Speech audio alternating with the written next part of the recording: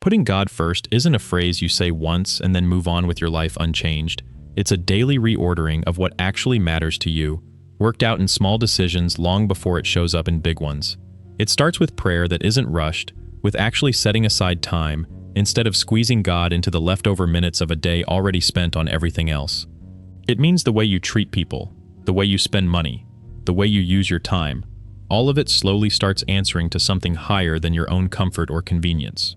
Fasting matters here too, not as a diet trend but as a real discipline of the body that trains the will to say no to itself, to remind you that your appetites don't get to run the show. Confession matters, because putting God first without honesty about your own sin is just decoration, a nice idea with nothing behind it. And it means showing up to the life of the church consistently, not just when it's easy or when you feel like it, but especially on the days you don't feel like it.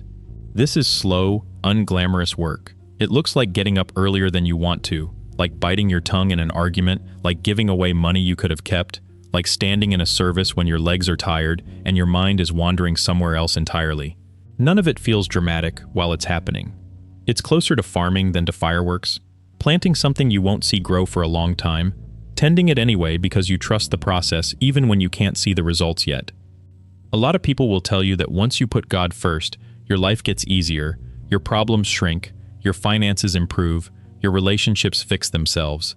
I'm not going to tell you that, because it isn't true, and it isn't what the saints or the scriptures actually promise. Christ never said following him would smooth out your circumstances. He said the opposite kind of thing entirely. He told his disciples plainly that if the world hated him, it would hate them too, and that a servant is not greater than his master. If they persecuted him, they would persecute those who followed him as well. That's not a footnote in the gospel. It's one of the central warnings Christ gives to anyone who wants to take this seriously. Look at the people who actually walked closest with God throughout history. Most of them didn't get comfortable lives in exchange for their faithfulness. They got exile, poverty, slander, prison, and in a lot of cases, death. The chosen people themselves spent generations in slavery, in wandering, in captivity, long stretches of suffering that didn't come with an obvious explanation attached to them at the time. So when someone puts God first and expects a smoother road, and instead finds hardship, confusion, financial strain, sickness, broken relationships, none of that means they did something wrong or that God has abandoned them. It usually means they're actually walking the road that was described to them from the very beginning, even if nobody told them clearly enough beforehand. So why would anyone want to follow Christ then, if this is what's actually being promised? Christ talks about a narrow gate and a narrow road that leads to life, and he says few find it, while the wide road that leads to destruction is the one most people are walking. This isn't a throwaway image. It's a direct statement that putting God first will, at some point, put you at odds with the crowd.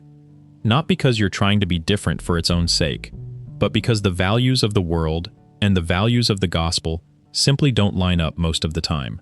The world tells you comfort now, status now, ease now.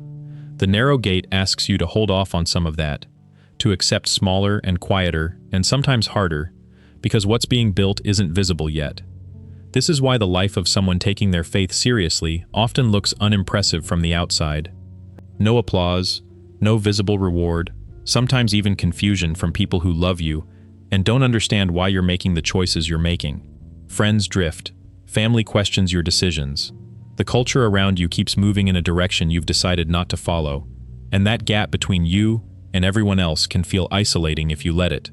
The glory that Scripture talks about isn't handed out now, it's stored up, promised for later, which is a hard thing to hold on to in a culture that wants proof immediately, that wants results before it's willing to believe anything is real. If this kind of thing is helping you make sense of your own walk, go ahead and hit subscribe, because there's more of this coming and I don't want you to miss it.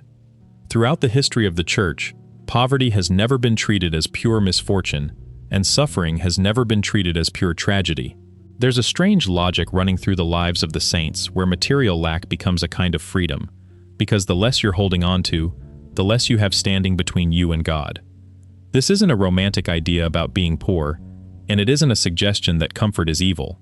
It's a recognition that wealth and comfort have a way of quietly becoming what people put first instead of God, without them even noticing it happening, until one day they realize their whole life has been built around protecting things instead of trusting God.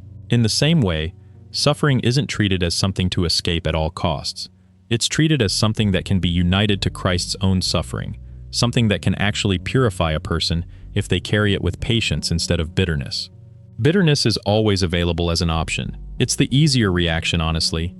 But Scripture and the witness of the church both point toward a harder path, where pain gets carried rather than resented, where it becomes part of the offering instead of just a wound to nurse.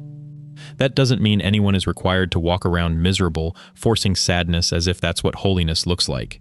Joy is still real, and it's still allowed, and it's actually one of the marks of a life lived close to God. But the joy isn't dependent on circumstances going well. It's a joy that can sit right next to hardship without being canceled out by it, which is very different from the kind of happiness the world usually offers, the kind that disappears the moment things get difficult. You can be grieving and still have that quiet joy underneath it. You can be in financial trouble and still have it. That's the part that tends to confuse people who haven't experienced it, because it doesn't make logical sense from the outside. It only makes sense once you've lived through hardship with God rather than around Him. So if none of this is instant and none of it is easy, what does putting God first actually give a person? It gives clarity, slowly, about what matters and what doesn't. Things that used to feel urgent stop feeling urgent. Things that used to feel important start looking small. It gives a kind of stability that doesn't depend on outside circumstances staying pleasant. A floor underneath you that doesn't move just because the news is bad or the bank account is low. People who take this seriously over years often describe a quiet strength that wasn't there before, an ability to face loss or sickness or failure without being completely undone by it, without that spiral of panic that used to take over. Relationships often deepen, because love stops being about what you can get and starts being about what you can give, and that shift changes almost every relationship a person has, from marriage to friendship to how they treat strangers. Fear of death itself tends to loosen its grip, which is not a small thing since so much of human anxiety traces back to that fear in one form or another, even when people don't realize that's where it's coming from. None of this arrives on a schedule. It comes through repetition, through failure and getting back up, through years of showing up even when it feels like nothing is happening and nothing is changing.